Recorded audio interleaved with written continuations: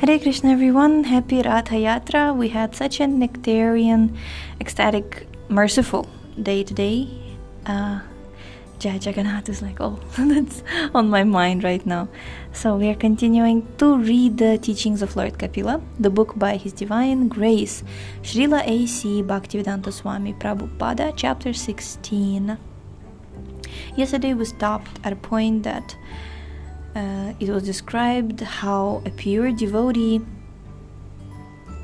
he achieves liberation automatically, and the symptoms have been explained. Now, the situation with the conditioned soul is different, however. If he is in the mode of goodness, he may be preparing for promotion to the higher planets. If he is in the mode of passion, he will remain here in a society where activity is very prominent. And if he is in the mode of ignorance, he may be degraded to animal life or a lower grade of human life. But for a devotee, there is no concern for this life or the next life, because in any life he does not desire material elevation. He prays to the Lord, quote, "My dear Lord, it does not matter where I am born, but let me be born even as an ant in the house of a devotee." Unquote. A pure devotee does not pray to the Lord for liberation from this material bondage. Actually, the pure devotee never thinks that he is fit for liberation. Considering his past life and his mischievous activities, he thinks that he is fit to be sent to the lowest region of hell. If in this life I'm trying to become a devotee, this does not mean that in my many past lives I was 100% pious. That is not possible. A devotee, therefore, is always conscious of his real position. Only by his full surrender to the Lord, by the Lord's grace, are his sufferings mitigated.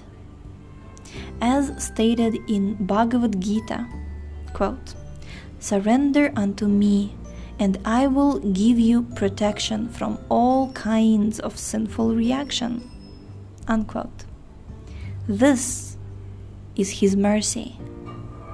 But this does not mean that one who has surrendered to the lotus feet of the Lord has committed no misdeeds in his past life. A devotee always prays, quote, "For my misdeeds, may I be born again and again, but my only prayer is that I may not forget your service." Unquote. The devotee has such mental strength, and he prays to the Lord, quote, "May I be born again and again, but let me be born in the home of your pure devotee, so that I may again get a chance to develop my spiritual life." A pure devotee is not anxious to elevate himself in his next birth. He has already given up that sort of hope. In any life in which one is born as a householder or even as an animal, he must have some children, some resources, or some possessions. But a devotee is not anxious to possess anything. He is satisfied with whatever is obtainable by God's grace. He is not at all attached to improving his social status or the education of his children. He is not neglectful, he is dutiful. but he does not spend too much time on the improvement of temporary household or social life. He fully engages in the service of the Lord, and for other affairs, he simply spares as much time as absolutely necessary. Yathartham upayunjataha. Absolutely necessary. Such a pure devotee does not care what is going to happen in the next life or in this life. He does not care even for family, children, or society. He fully engages in the service of the Lord, in Krishna consciousness. It is stated in Bhagavad Gita that without the knowledge of the devotee, the Lord arranges for his devotee to be immediately transferred to his transcendental abode just after leaving his body. After quitting his body, he does not go into the womb of another mother.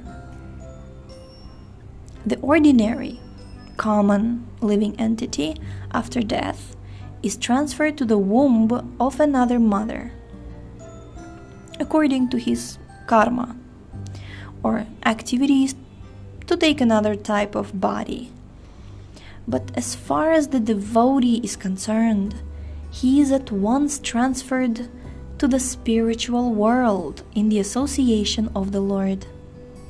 That is the Lord's special mercy. Because he is all-powerful, the Lord can do anything and everything. He can excuse all sinful reactions. He can immediately transfer a person to Vaikuntha Loka. That is the inconceivable power of the Supreme Personality of Godhead, who is favorably disposed to the pure devotees. In these verses, Kapila Deva is describing the devotees' acceptance of Krishna, the Supreme Personality of Godhead, as the most dear to us. If we want to love Krishna as a son, Krishna is prepared to be our son. Arjuna accepted Krishna as his friend, and Krishna was his best friend. Everyone can accept Krishna in so many ways. We can love Krishna as Arjuna did, or as Mother Yashoda did. Similarly, Parikshit Maharaj simply heard about Krishna and developed love. The first-class yogi takes Krishna as everything. Priya, Sutta, Sakha, Guru, everything. This is real bhakti. If we want a son, Krishna is prepared to be our son. If we want a lover, he is prepared to be our lover. If we want a friend, he is prepared to be our friend. Whatever relationship Hare Krishna, whatever relationship we want in the material world, we can have with Krishna. We all have some loving propensity, and Krishna is prepared to fulfill this propensity.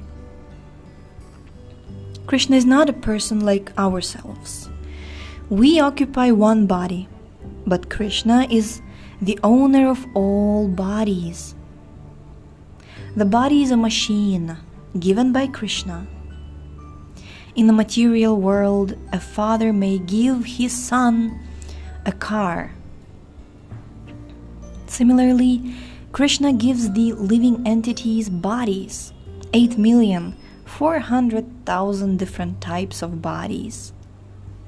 The living entity gets into the body, just as a person gets into a car, and he goes this way and that. we can drive this machine called the body for so many years. Then it becomes old and we have to change it for another machine. This is the process of birth and death. We drive one car for a while and the car is finally broken or it is smashed. We may have an accident or not, but eventually the car has to go to the junk yard. Then we have to get another car. We have to get another car. Actually, our position is that we never take birth and never die. But why have we been put into this position of accepting these machines? Why have we been put into this position? We're going to read about this tomorrow. So, Hare Krishna, we were chanting so much today. And yeah. Okay, thank you so much for tuning in today. The link to this book is in the description. Please check out our website, shravanamdiaries.com, and we shall see you tomorrow. Hare Krishna.